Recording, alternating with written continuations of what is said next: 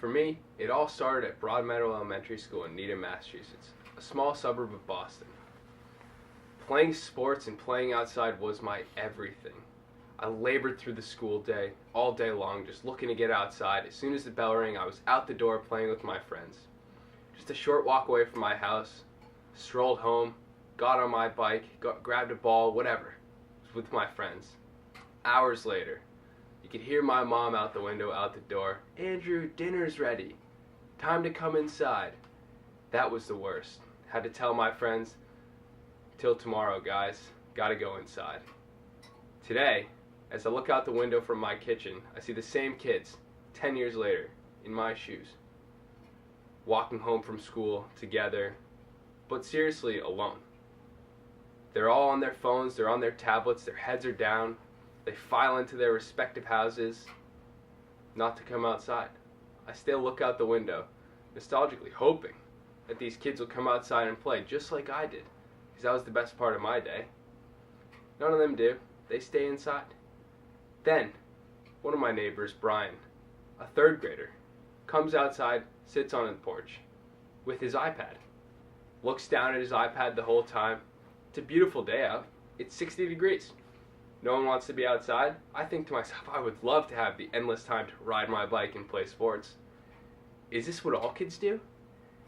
Do all of them just go home and read books and actually just go on their iPhones and their iPads? Certainly not what I did. Here's an example of signs you may have seen in any neighborhood years ago. Slow down. Children are playing. But is this what's to come? Slow down. Children are texting. While it is unlikely that my third grade neighbor is an example of what every single kid across the entire country is doing when they go home from school, it certainly raises questions to me.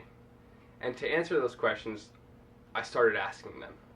I asked 100 children between the ages of 8 and 15 about this.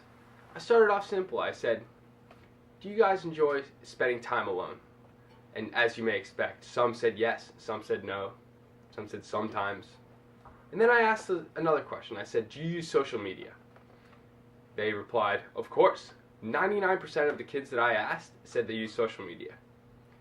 That's shocking.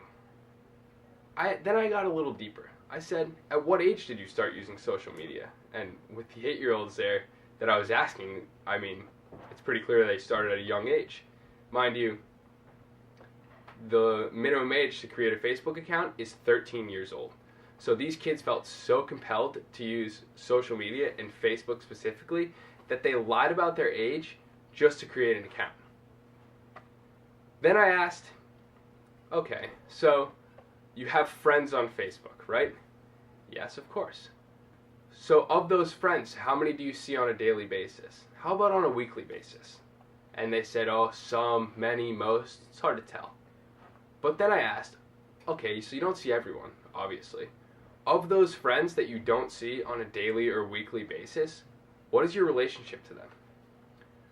33% of the kids said some of their friends are strangers. Now, that is shocking. I'm obviously not a parent, but if I were, this is a red flag, and I honestly wouldn't even know how to react. These strangers are obviously an extreme danger to these children, but what some people need to also know is that the dangers go beyond just strangers. It could be the people that are closest to you. This is a picture of kids texting. They're obviously interacting. It looks like everybody's having a great time. They're smiling, whatever. How do we know it's that and not this picture where you can clearly see two girls text the other girl, "We hate you"? Now that's demoralizing. While that's a clear example of bullying, here's another one. Just last week, a young girl in Florida, 12 years old, decided to commit suicide after being cyberbullied on Facebook. She just couldn't take it anymore. These girls got her in every different direction on Facebook, and she couldn't handle it, so she jumped off a bridge. That's a problem, and that's going on. While that's an extreme, there are still other dangers out there that lead to that. Facebook depression is one. It's a real thing. People go on Facebook, they see their friends having a good time without them. sends him into a spiral of depression, leading down that path. It can get really bad. So, remember my 3rd grade neighbor that I talked about at the beginning of the talk? Yeah, well, if we think about it, if he's on Facebook or whatever, and he can see his older brother's pictures, his older brother's in college, and he sees his older brother holding a beer. He loves his brother. He wants to be just like him. It's his role model. He says, okay, oh, Brian's got a beer. I gotta get one of those. Goes into his dad's fridge, takes a beer. There he goes. That's a gateway. Now, if his parents knew about the inherent dangers of social media like this, maybe this 3rd grade kid would be outside playing wiffle ball in the yard or riding his bicycle around the neighborhood. Because last I checked, there's no wiffle ball depression or biking depression. So maybe that's the next step. Maybe that's educating the parents, educating the communities on the serious dangers. People just do not know, but they need to. It needs to happen now.